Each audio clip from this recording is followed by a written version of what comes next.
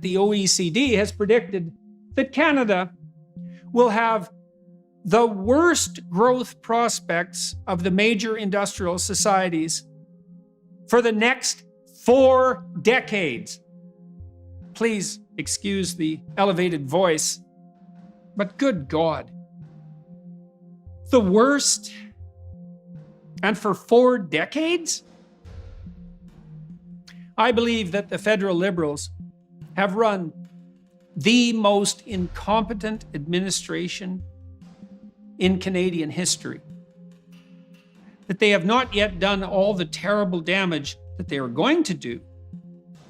That Canadians will not wake to the reality of the situation, because an awakening at that level requires a level of conceptual restructuring and consequent emotional trauma that we have never been called on before to manifest. And that Trudeau's idiosyncratic combination of willfully blind ignorance, moral pretension, and narcissistic self-aggrandizement is so toxic that it borders on, if does not cross the line, into outright treason.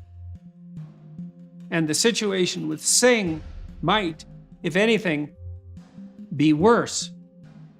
He is as dangerously incompetent and immaturely narcissistic as Trudeau, without even being simultaneously canny enough to capitalize personally or professionally on his delusional pretensions.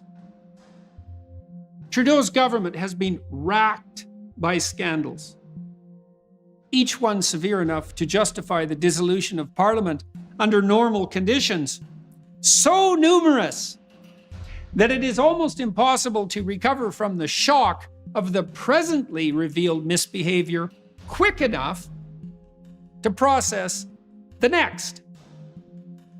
And we could have 4 more years of this, particularly if the damnable Singh continues to ambulate miraculously without a spine, something physiologically impossible, but apparently simultaneously possible on the political and conceptual front. This is not good, Canadians.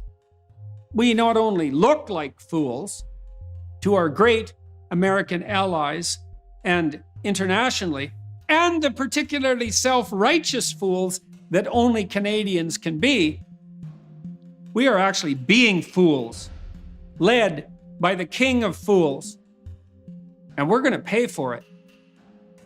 And so are our children and grandchildren. This government has to go, just as the truckers intimated. And the sooner the better. And hopefully, God willing, we'll be fortunate enough to find some competent adults to lead us.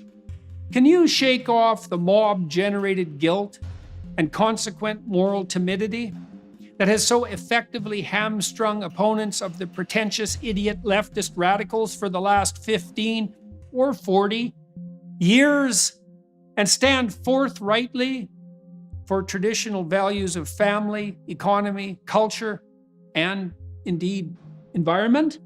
Can you serve as genuine guardians of the working and middle class, and rich and successful entrepreneurs and businessmen for that matter, and put forward a positive and attractive vision that's more than mere reaction to the overreach of the utopian left?